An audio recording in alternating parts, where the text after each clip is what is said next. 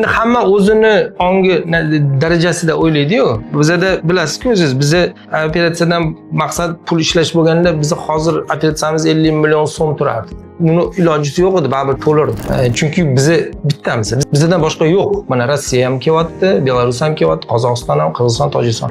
Biz ularga o'sha narx qo'ymaymiz. Toshkentlik, O'zbekistonlikga necha pul narx qo'ysak, Qozog'istonga ham, Rossiyaga ham o'sha narx qo'yamiz. Bizning asosiy maqsadimiz, yana qayta aytiraman, shu bemorlarga yordam berish. Asosiy maqsadimiz. Shuning uchun operatsiyalarimizning narxi me'yorda mo'tadil, har bir insonlar o'ziga ep ko'radigan darajada narx qo'yganmiz. Undan tashqari har doim mana biladi, bizani kuzatadiganlar yiliga 2 marta, 3 marta 50% chegirma beramiz.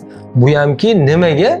Shu bemorlar migrendan xalos bo'lsin, foydalansin. Qaysiki ko'pincha bizning vatandoshlarimiz mablag'i yetishmasligi natijasida shu operatsiyaga kela olmaydi.